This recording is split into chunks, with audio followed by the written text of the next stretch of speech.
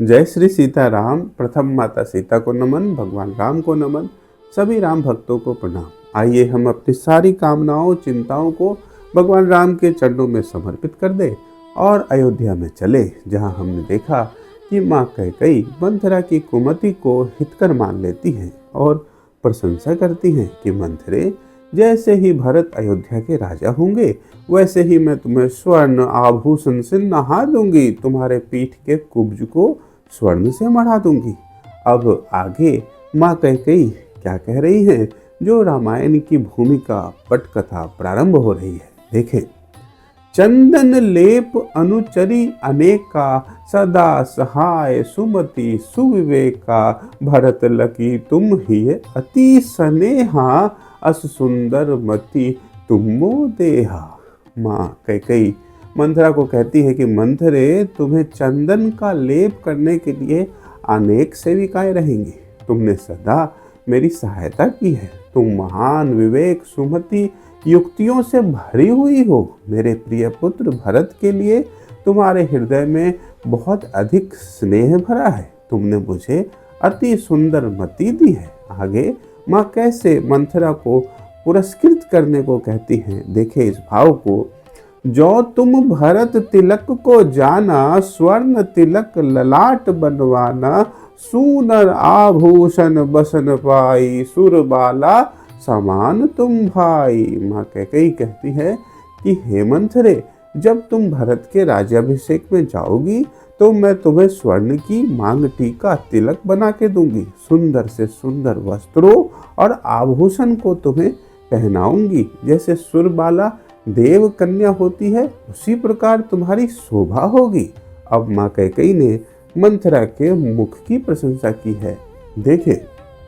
चंद्र वदन यह कथा उचारी, कही भरत अवधपति पद धारी, कतने अनुचरी करी सेवा, स्वर्ग सम सुख धरा पर लेवा। माँ कैकेयी कहती है कि तुमने अपने चंद्र के समान मुख से कितनी पवित्र कथा कही है कि भरत का राज्याभिषेक हो। अवध सिंहासन पर बैठा मेरा प्रिय पुत्र भरत शोभित दे।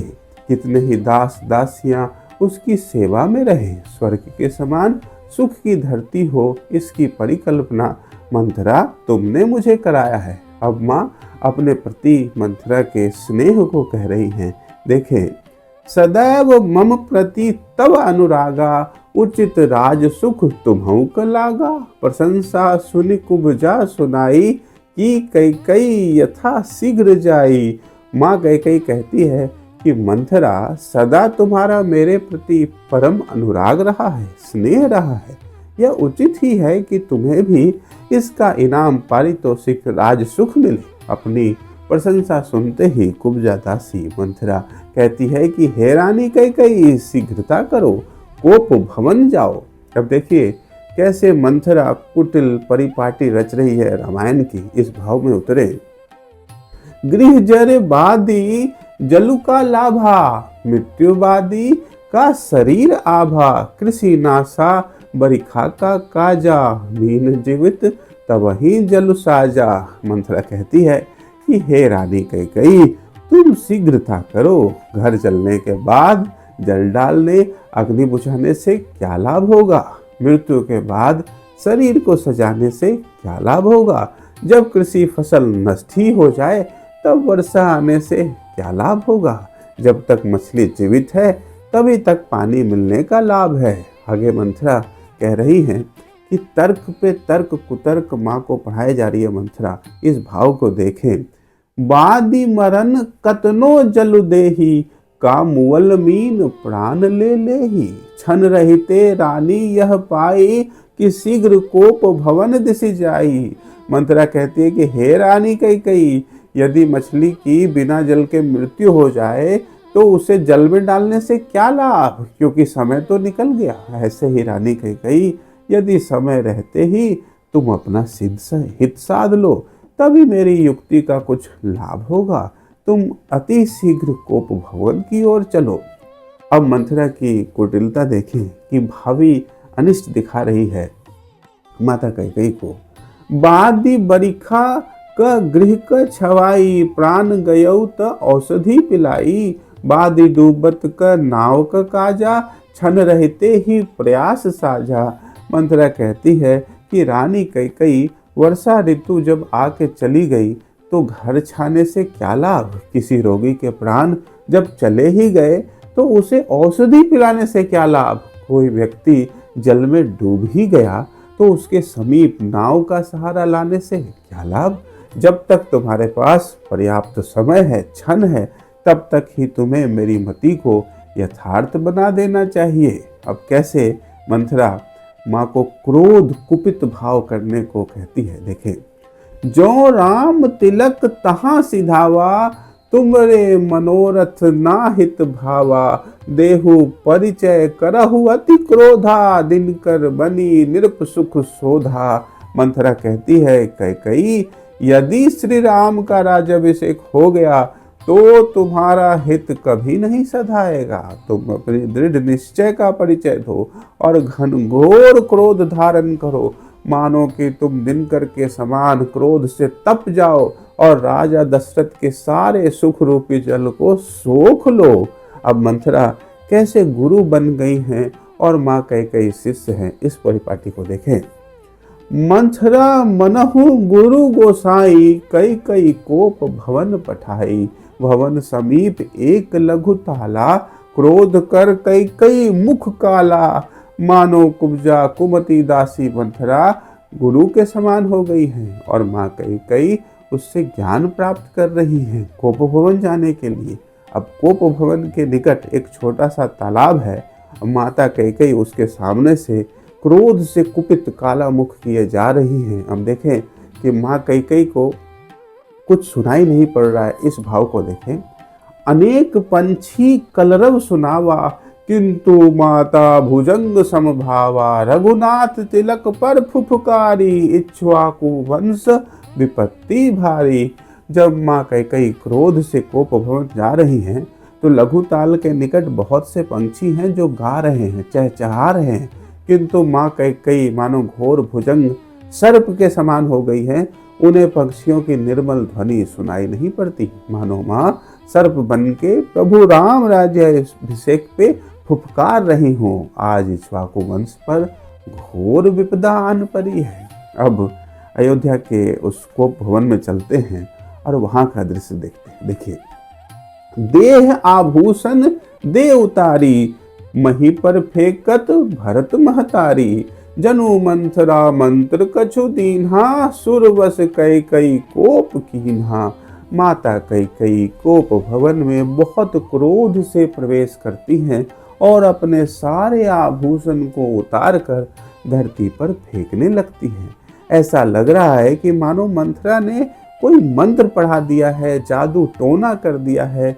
यह दैव विधि का विधान है कि माँ कैकई इतने क्रोध से भर गई हैं। अब कैसी दशा हो गई है माँ कैकई की, इसका दर्शन करते हैं।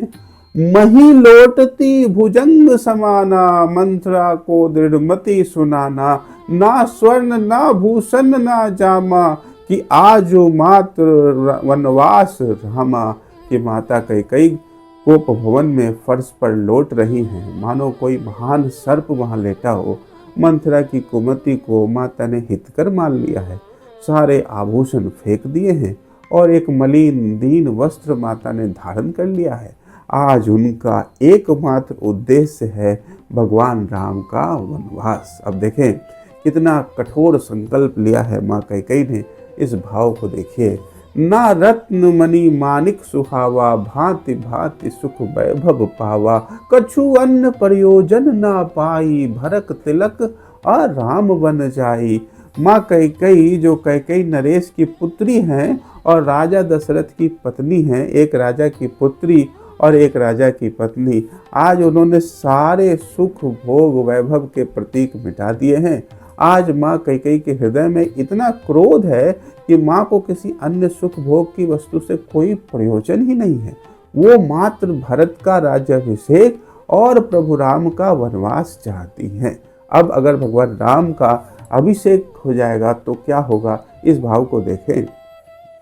यदि श्री राम तिलक अब भावा, कई कई तन से प्राण जावा, कि भरत समस्त मही भूपाला, कि कई कई को समाई काला। कितना कठिन कह दिया। इन सारी योजनाओं के बाद भी यदि श्री राम का अभिषेक हो जाता है तो मानो यह ऐसा है कि माँ कैकेयी के शरीर से प्राण निकल जाए। माँ का हृदय मात्र अब यही चाहता है कि किसी विधि से भरत को राजा बना दे। इस क्षण माता की बुद्धि में काल समा गया है। अब माँ कैकेयी क्या कह रही हैं मंथरा को देखिए। राजन देहु यह समाचारी, अवहेली तो मृत्यु को धारी, जनु मंथरा मति देव फेरी, पुनि कुब्जा कही कथा अनेरी। कैकेयी कहती है कि मंथरे, तुम राजा दशरथ को मेरे कोप भवन में जाने का समाचार पहुंचा दो। यदि वो मेरी इस दशा का अवहेलना करेंगे तो मैं मृत्यु का वरण करूंगी। जैसे मानो दैव ने मंथरा की मति को अपने वश में कर लिया है, वो फिर से कुछ बोलने को तत्पर हुई है। अब अंत में क्या कह रही हैं मंथरा कैकेयी से, इस भाव को देखे। कही कि यदि रघुनायक बा राजा, पुत्र सहित तुम्हि दुख अकाजा, घोर कष्ट सरी पवरत जाई, करी प्रयास भरत तिलकाई। मंथरा कहती है कि रानी कैकेयी, यदि रघुनाथ अब अवध के राजा होंगे तो पुत्र सहित तुम्हें बहुत दुख मिलेगा। घोर कष्ट की सरिता में मानो तुम बहते चले जाओगी। इसलिए हे कैकेयी, तुम प्रयास करो कि भारत को ही राज्य मिले। अब आज की कड़ी में इतना ही। जय श्री सीताराम।